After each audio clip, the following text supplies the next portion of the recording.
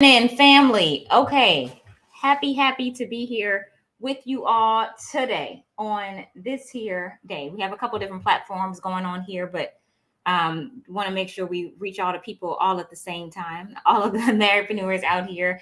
And today's going to be fun. Today's going to be real fun. So real quick, for those of you who are maybe joining us for the very first time ever, so glad you are here. What's up? I am O.L. Buckley. And I'm Sway Buckley. That's right, we're co-hosts of Marriedpreneur Life, the podcast, as well as Marriedpreneur Life Strategist. Yes, and married entrepreneurs come to us to sync high-level systems with laser-clear strategy to build out a business legacy purposefully, powerfully, and profitably In sync. So whether you are an indiepreneur, which is like you're building individual businesses, or if you're a spousalpreneur, one spouse is running the business while the other spouse is supporting that spouse who's running the business, or if you're a couplepreneur, both of you are building the same business and you're doing it together.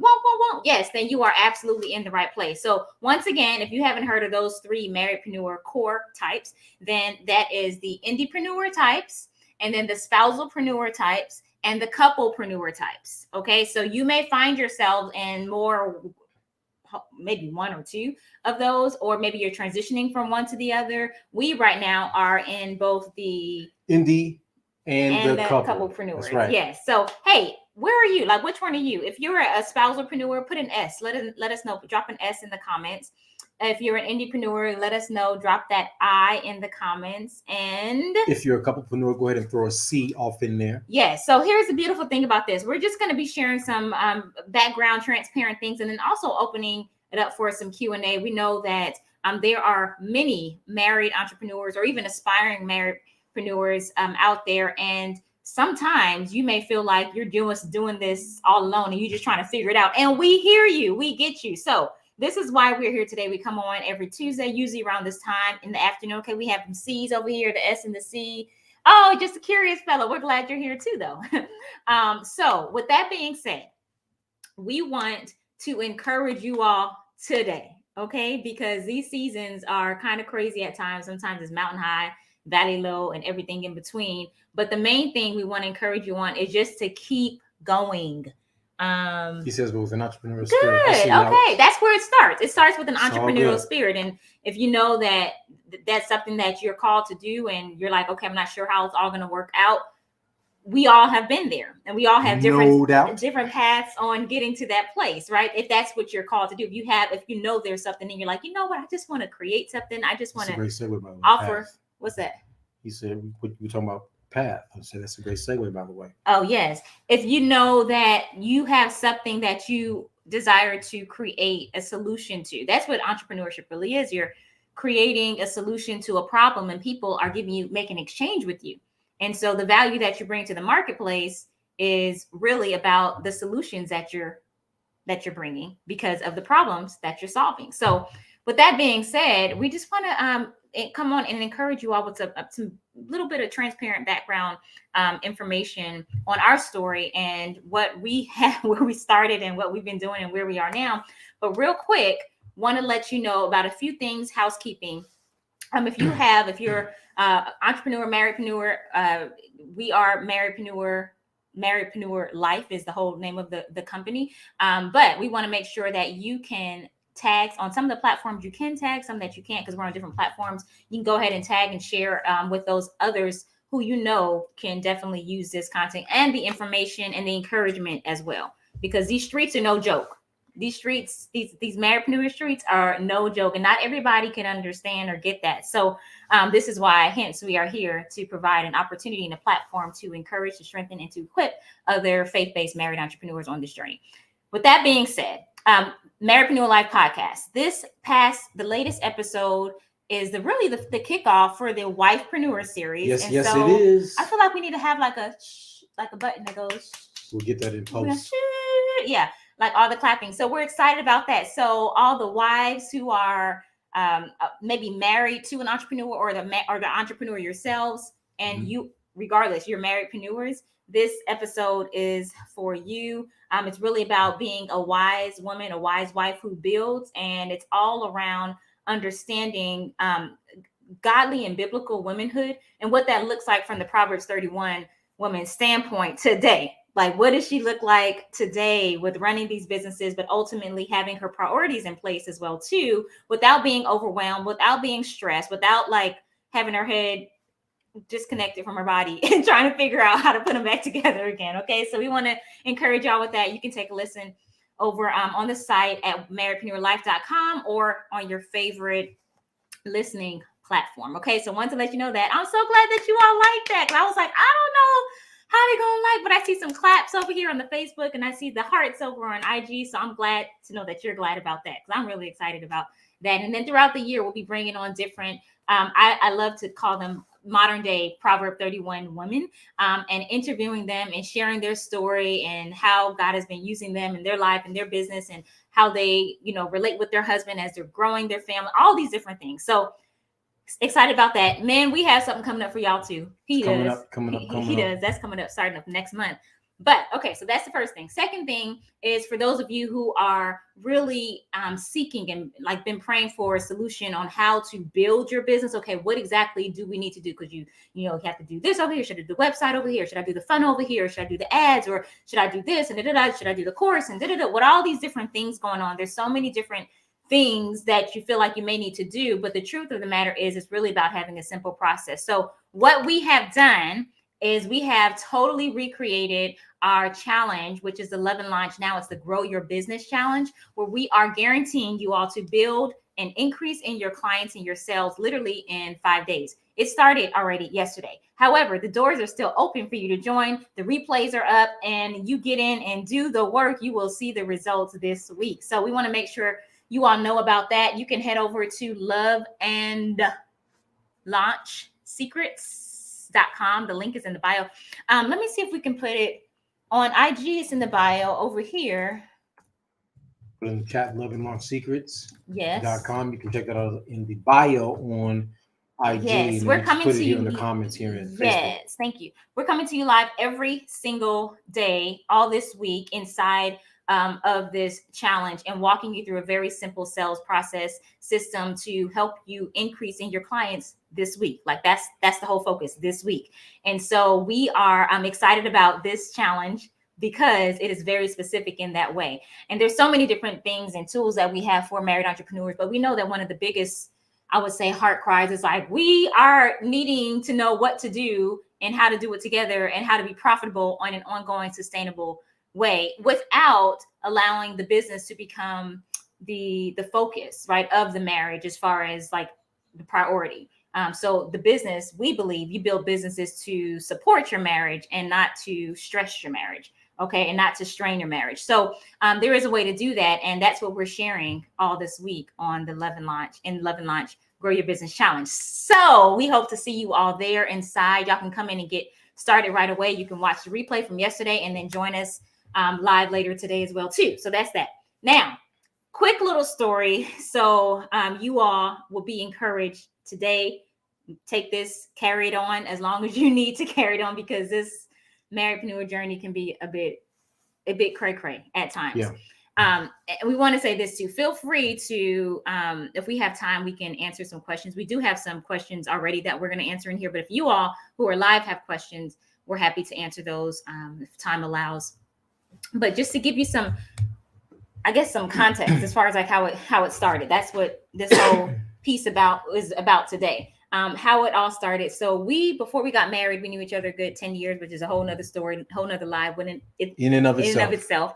And when we got married, so I started my first company at the age of 16, which is a tutoring company, a staffing firm at the age of 19 to pay my way through undergrad. That staffing firm grew multiple six figures at a very, very quick, fast rate.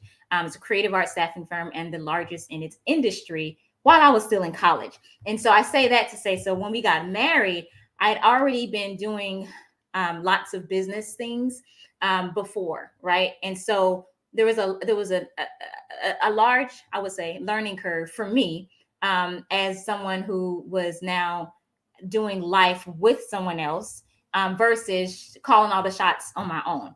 it was big. It was big in the sense that the people that I was hiring right away, oftentimes, and some of them were my friends, but oftentimes it grew to people who were, old enough to be my parents, and they're on my payroll, and I'm like a 19, 20-year-old college kid, trying to be the boss. And I was the boss. I wasn't trying to be the boss. It was just, that's what it was.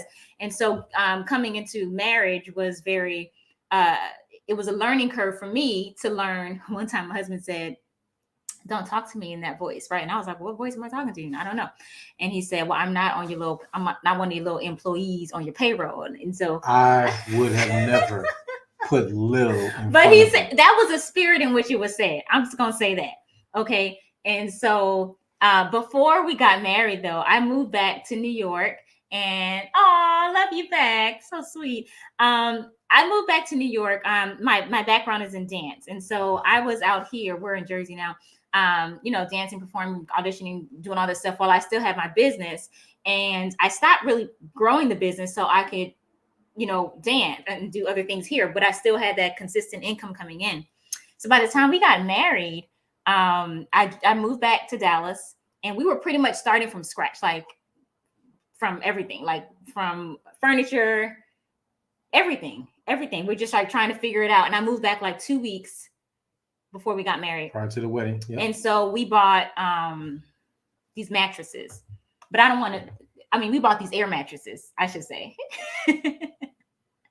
Yes, we bought these air mattresses. Do you want to tell that part of the story, or which part about it?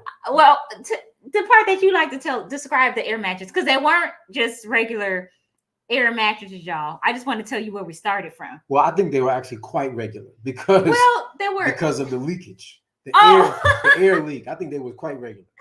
Okay, they were quite regular. They weren't like these high-end air mattresses.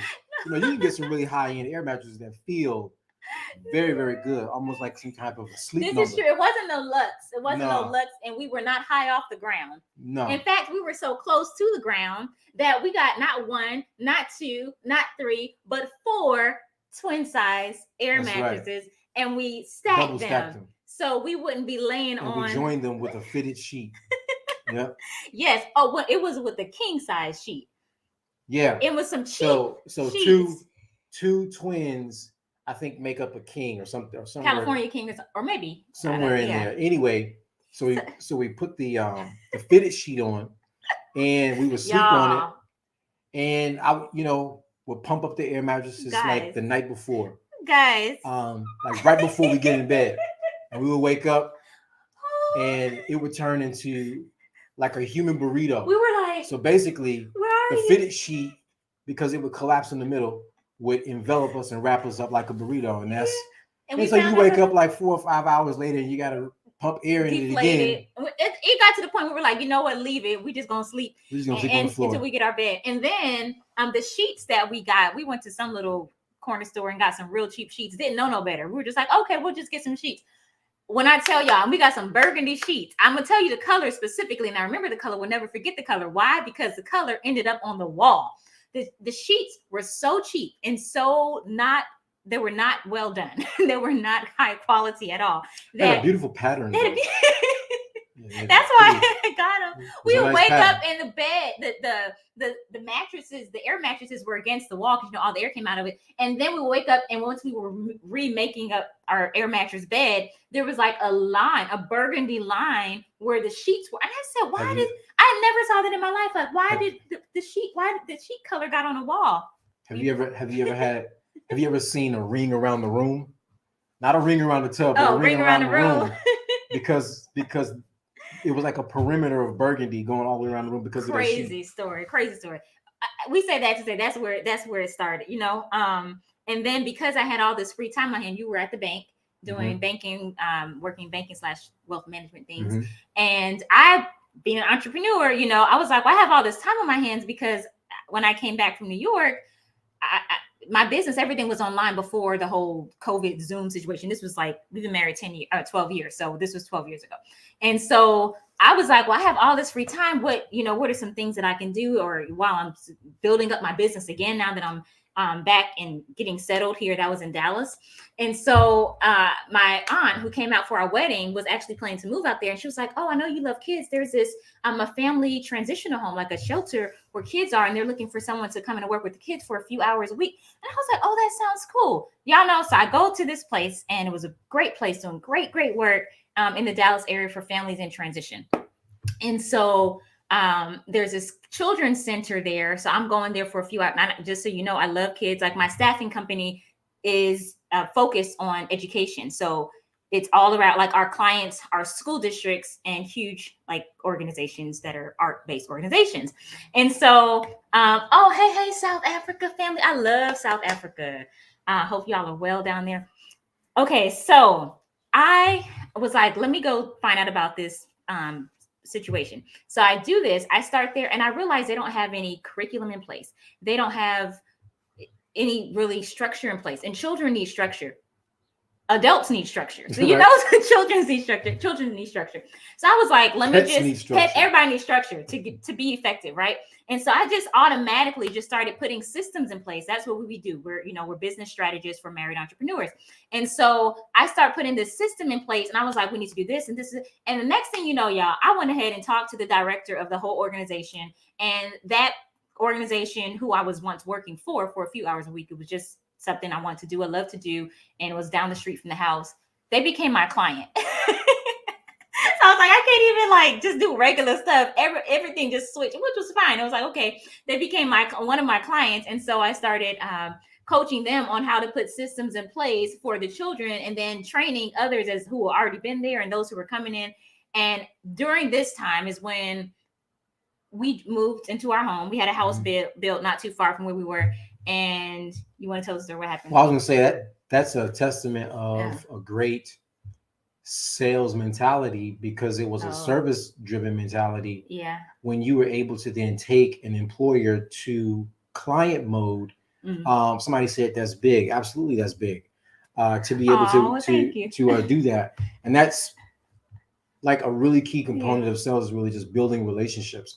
Finding out what is need, really understanding the need, and then providing a solution for that need. So yeah, that's absolutely. And what we ended up doing though, since then, even as we've been working with couples, many of them have been wanting to transition from their 9 to 5. And so not only just helping them do that, but showing and teaching them the same skills on how, if you desire, and if it be the way that it makes sense to go, to even switch that relationship from employer to employee relationship to CEO or entrepreneur / client relationship. Absolutely. And it's not really that difficult to do, especially if you understand the inner workings of an organization and you already see where the holes are. It just makes sense. It's just like, well, I can help you do that. I could, if that's where your mind is, to see the opportunities, because really there are more than enough opportunities all around us. It's all about having the eyes to see the opportunities all around us. Yeah. So to your point about us transitioning, when we purchased our first home, when we purchased our first home, where I was within my banking career, I was flourishing at such a rate and at such a place where I started getting recruited from other institutions. And so basically that's kind of how the banking world works. If you're like if you perform really well, there's like this community of bankers. It's like, oh, did you know such and such bank has this person over there, that person over there. So I started getting recruited. Make a long story short, we moved into this house, and a particular bank that was looking to recruit me had gotten my business card off my desk, would call me periodically, maybe once a quarter, sometimes a little more, sometimes a little less, to see where I was and was I interested in coming over to their bank and so on and so forth. So one day I get this call and they say, hey, we're building an office and it's going to be like 2 miles away from your door. That was significant because my commute in the morning, my commute in the morning was probably about an hour. My commute home was like an hour and 45 minutes. Yeah. So you're talking about a serious impact on my quality of life. By the time I got to work, kind of a little bit irritable. By the time I get home from work, I'm irritable because I've been sitting in traffic and all this and that. And then I'm driving by myself, so I don't get the advantage of the HOV lane. So you got all that kind of stuff, right? So I get this call. I'm like, wow, I can do the same thing I'm doing now with a proposed higher, space for growth. And my commute is going to go from an hour in the morning to like 10 minutes. Yeah. So I'm thinking to myself, yeah, this might be it. So I know there's a part of the story that you would like to tell. So I'm gonna let you go ahead and insert. Well, go ahead and just say what you're gonna say, and then I'll insert it because I don't know what part you're gonna say. So right before I go, you were excelling. Yes, right before I take this opportunity, after I won several awards from the bank that I was working at before, which is an international based bank out of Spain.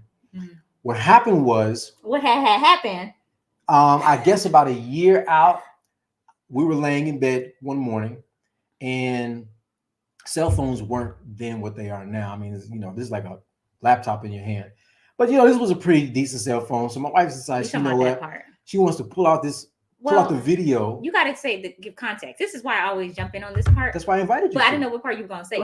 Okay, so I think it's important to understand this part, that we have been talking about this multiple times over and over again. He was feeling the tug. Someone on here earlier was like, oh, I'm not an entrepreneur right now, but I have an entrepreneurial spirit. So we already knew that's the direction he was coming in. And plus being married to entrepreneur himself, it just kind of all made sense.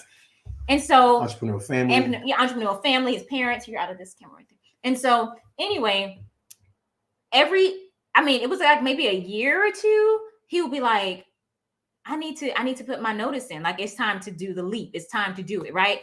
And so I was like, okay. And then as soon as he would say that, 2-week notice was like somebody playing double dutch. I'm just like, for 2 years, hesitating, and then he would get a promotion. Y'all.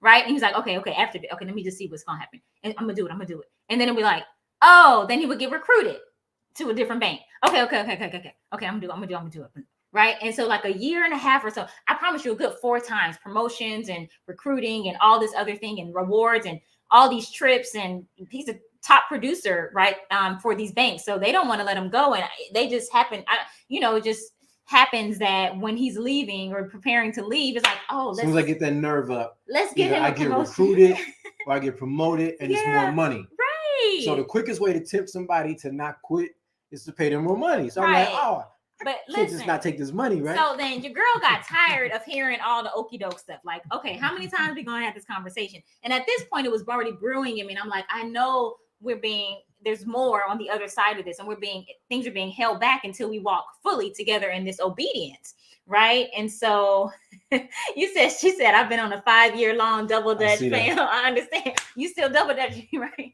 We get it. And so what happened this last time when he was getting promoted, went right before he was about to leave again. And he was about to leave, and then he gets recruited to this other bank. And so I'm like, he was like, okay, but this is right down the street from the house. It's going to be easy. We're going to have more time together, and I have more room for growth, and I could just come in here and crush it. And And I was like, I hear you, but we know what God said to do. And they lightened my load and focused me on middle level business. So I was only focusing on physicians and hospitals. That was my drive. So I was like, bet I don't have to do all these other things. I can just focus right here. Done deal. So I'm like, but what did God say do? What did God say do? Right. And this is when that conversation happened, and we were laying in the bed, and actually you were laying in the bed and I was sitting up on the side of where he was laying down, and he was just talking through like, yeah, I know I need to leave, but but, and I was like, okay, I hear you, but we need to be obedient because the safest place is in the will of God. So let's just make sure. I pulled out the camera. I pulled out his phone. Or my phone, pulled out the phone, and I was like, okay. And I documented him. I said, I'm about to press record, and we're going to have a conversation. So I know I'm not going crazy. So when the time comes and we're talking, we're not going to repeat this conversation, because if either one of us forgets, I won't forget. But if either one of us forgets, we can just go back to the replay, right? And so I said, okay, sir, you're saying this is the last promotion that you're going to take. Mm-hmm. From this bank in this season, or any other banks in the banking industry. Yeah. So one morning, and I said, and you said yes. Yes. And I want to finish that part of the conversation. Yeah. And then he said yes. So one morning, but he wasn't planning on leaving though. And I drive in, and there's a lot of components to the story. That we're leaving out. But basically, I drive in one morning, and I notice my boss's boss car there. So the person I report to, the person he reports to, that person's car is there at like 6:45 a.m. And I'm like, I knew he was going to be coming by here at some point today, but not this early. So I get in, I do my normal do, take my suit coat off, fire up my computer, get my desk out, my to-do list, and go to the Keurig and pop in my coffee. I go sit down, I get a knock on the door. Hey, can you meet us in the conference room? I'm like, in the conference room, it's only 3 of us here. Why we got to meet in the conference room? So I go to the conference room and the chairs are positioned where it's like 2 on one side of the table and 1 chair on the other side of the table, and the other chairs are pushed towards the monitor. I'm thinking to myself, okay, this feels weird. I've seen this movie before. So I instinctively go sit in the 1 chair on the opposite side of the table. The 2 of them sit in the 2 chairs on the other side of the table. And here it comes. Here it comes. They put their hands together, shuffle their thumbs like this and say, hey, we just want to let you know this isn't working out. So in my mind, I'm thinking to myself, what is the this that isn't working out? Considering the day before, I was getting pats on the back. Great job. Closing deals, man. So glad to have you on the team. This is going to be our year. We're so excited. And I'm thinking, oh man, I'm so excited to be a starter on the team, if you will. And after all, they recruited me and everything is going great. And then they let me know, no, this isn't working out. Like, you working here, this isn't working out. And I'm like, totally stunned. I'm blindsided. Y'all. So I was Mr. Joe Company. So my ties matched the company colors. I had the lapel pin in the suit. So I'm starting to get really perturbed here. So I push away from the table and I ask, is this really happening? Yes, this is really happening. So I won't say all the other stuff that I said, that I mentioned, but I took my lapel pin off, pushed it across, took my key fob that gets me in and out. I slid it across. I'm thinking to myself, you know what? I'm going to go to my office and I got to pack my stuff up. Yeah, I'm going to my office. Okay, I'm going to stop there. There you go. And I leave and I go sit in the car. And obviously I skipped some stuff right here, but I go sit in the car and I call Sway. I call my wife and I said, you won't believe what just happened. But y'all already knew. That's why we gave you context and background, because you already knew that. You won't believe what these did to me. It was time. So, that jumping rope. So I tell her, and she very confidently was like, I already knew, like, this is it. Let's do it. Like, let's time to start that business, bro. It's already, let's go. So, but you already had a deal working in the background, a huge, 9-figure deal, commercial real estate deal. Oh, 8 figures. Okay. I'll give you extra digit right there. If it was 9, hey, 8-figure deal, getting some commission on that on his own. I was like, that's going to be your first client. It was already your first client, right? And so having that already, situated and working out all at the right time anyway, and then building up from there. And when I tell you that God is faithful, when I tell you just obey, when I tell you, like, that doesn't mean you take away all personal responsibility. Like, his faithfulness doesn't mean that there is no personal responsibility involved in it, but it does tell us that, like, he is faithful. And then as we are obeying and walking that out and doing all that we know to do, that God is already there because he goes before us. And let me say this, all of those. Yes. Truly saying yes to the plan of the Holy Spirit. Yes. All of those, a lot of that wisdom that I had acquired, learned, worked through in sales for those banks that I worked for became the underpinnings of me being able to do sales in my own business. And with Marriedpreneur Life. And with our business. And so it's amazing and then now teaching others. And now teaching others. In the Love and Launch Grow Your Business Challenge. Like, it's all connected. Yep. It's all connected. And I didn't realize what time it is. We were supposed to be Yeah. So we were going to do some Q&A today, but we got to go as we got to get ready for day 2 of the Love and Launch Grow Your Business Challenge and get all those things going on. We'd love to see you link all. is in the bio. Oh yeah, that Love and Launch is loveandlaunchsecrets.com. That link is definitely in the bio. You all are welcome to join. We started yesterday, so it's still really early in the week, and our main focus is helping you get more sales and clients this week and make sure that you have a very simple sales process as you're working and growing your business together, your legacy business together as husband and wife. And so there is no other challenge around like it. There are sales challenges, there are marketing challenges, there are marriage challenges, but having all of that together, how does that fit between the two? Yeah, you're not going to find it outside of the Love and Launch Grow Your Business Challenge. So we want to invite you all to be a part of that, to invest in where you all are going, so you don't have to figure out all the pieces on your own. And we are praying for you regardless.